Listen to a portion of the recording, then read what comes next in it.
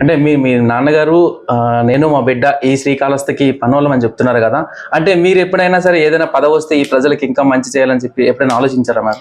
నాకు పదవి పైన ఎప్పుడు ఇంట్రెస్ట్ లేకుండే అన్న, టు బి వెరీ ఫ్రాంక్. నన్ను ఎంతో మంది అడిగినా వాళ్ళ నంబర్ నేను చెప్పిన నంబర్, ఎందుకంటే ఎందుకు చెప్తారు నాకు పదవి కాదని ఎవరు చెప్తారని అనుకోవచ్చు మీ మైండ్ లో, బట్ నాకైతే ఓపెన్ గా చెప్తే నాకైతే ఇంట్రెస్ట్ కూడా లేదు. అంటే ఒక పదవి ఇస్తే ప్రజలకు ఇంకా మంచి సేవ చేయొచ్చు అని చెప్పేసి అలా అట్లేం లేదు అన్న. నాకు నా ఒక్కరు చాలన్న, ఇంట్లో ఆయన ఉన్నారు, ఆయన వెనకాల మనం పని చేద్దాము. ఇందాక మీరే అన్నారు, అంటే మా నాన్న ప్రతి ఒక్క మీటింగ్ లో అంటారు మా ఇంట్లో నేను నా కూతురు శ్రీకాళహస్తి నియోజక ఇద్దరు పనోళ్ళం అని, ఒక పని దానిలాగే పని చేస్తున్నాను.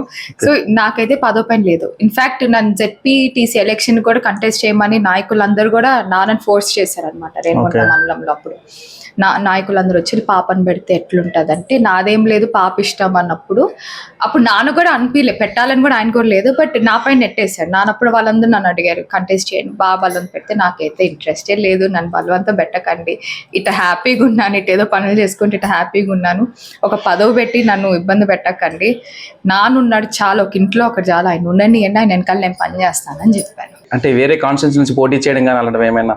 మాది శ్రీకాళహస్తి నియోజకవర్గం. శ్రీకాళహస్తి మా నాన్న ఉన్న రోజు ఆయన వెనకాల పనిచేస్తాను. ఫైనల్ గా ఈ వీడియో ద్వారా రాష్ట్ర ప్రజలకు కానీ మీ నియోజకవర్గ ప్రజలు కానీ ఏమైనా చెప్పాలనుకున్నాను? మా నాన్నగారు బిఎఫ్ మధుసూదన్ రెడ్డి గారు, మా జగనన్న ప్రజలకు అందుబాటులో ఉన్నారు. ఈ 4.5 years వాళ్ళు ఏం చేశారు మీ అందరికీ తెలుసు.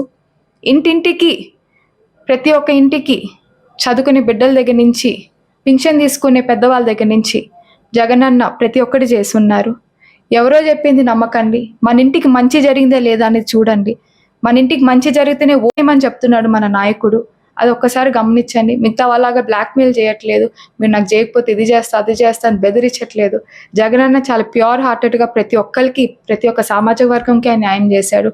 ముఖ్యంగా పేదవాళ్ళు ఈరోజు సంతోషంగా ఉన్నారంటే అది కేవలం జగనన్న వల్లే.